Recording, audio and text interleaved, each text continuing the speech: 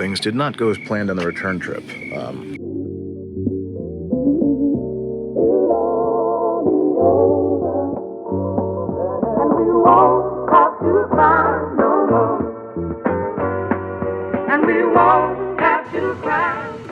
I'm in San Simeon. I apologize for vertical video, but I am actually sort of tethered to the bike right now. I'm riding an SRF, and the phone is so low charged that I need to keep it plugged into the bike. Plugged into a Tesla destination charger, and it's also charging my Cardo Pack Talk as well as my phone at the same time.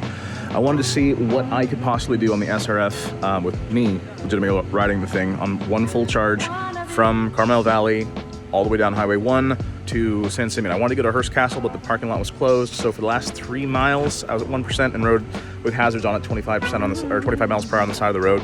Pulled into the Days Inn, and they've let me use the Tesla destination charger. So I'll just be here for the next hour and a half, 2 hours, whatever this thing takes to top up from dead. I stopped several times, probably at least 3 times on the trip down at various points to stretch my legs, turn off and look at the view and take a pretty picture.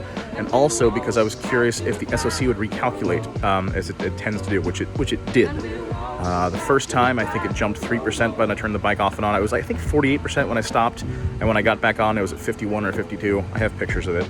And that was at the sign that said 45 miles to Hearst Castle. So that was my kind of point of no return. Do I go back to Ventana, or do I think I can make it? And I uncharacteristically thought I'd try to make it, which usually I play the safe option. I was reaching the limits of me on the bike. Certainly not uncomfortable. Our buddy designed that. It's a heck of an improvement for the one Brandon made, as good as that one is. Again, thank you to the Days Inn in San Simeon. The station was off, and I asked the guy if he could turn it. He's like, yeah, no, sure, no problem. And he's graciously letting me use that. I'll be here for at least another hour, according to this.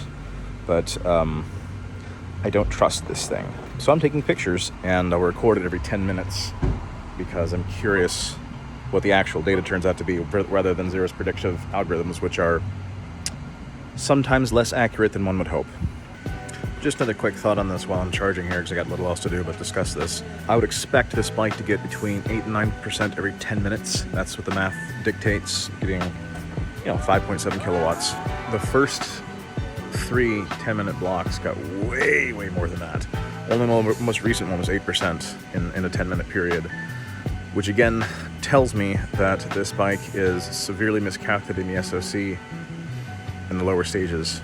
I may have actually had as much as 20% left, but since I don't have a voltage reading on this bike, they took that out. I don't know, but I would expect to see from my pictures 8 to 9% consistently every 10 minutes.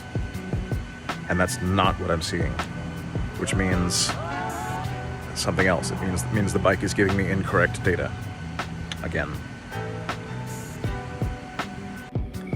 Things did not go as planned on the return trip. Finally left with a full charge of San Simeon, which is what I wanted to do. Immediately hit strong southbound headwinds. Kept it under 65, but still it seemed to eat a good chunk of the battery. I thought, you know what, I'm gonna play it safe. I'm gonna pull into Ventana, where there's a bunch of Tesla destination and J-plugs. And about a mile or 2 south of Ventana, I had a huge line of stopped cars. They're doing road work. They're rebuilding both lanes here. Fine, construction, night construction, that's cool, whatever. Unfortunately, I finally got through it all. It took quite a while, and Ventana was closed, like gated off.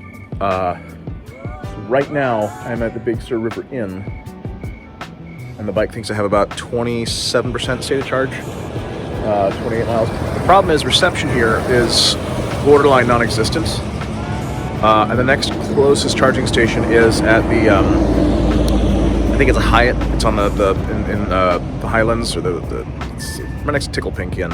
But I don't know if it's the 25 or so miles of range. So what I've decided to do, because there's huge gaps between cars going north and southbound, is I let all the northbound traffic past me, and now I'm just going to tootle along extremely slowly, and because it'll be a long time before there's another gaggle of northbound cars. So gonna go do that now, and hope I make it. All right, plan worked. I'm right now at the Carmel Highlands in Big Sur. The shadow of my phone here, you can see the bike charging right there on the Clipper Creek old J-plug.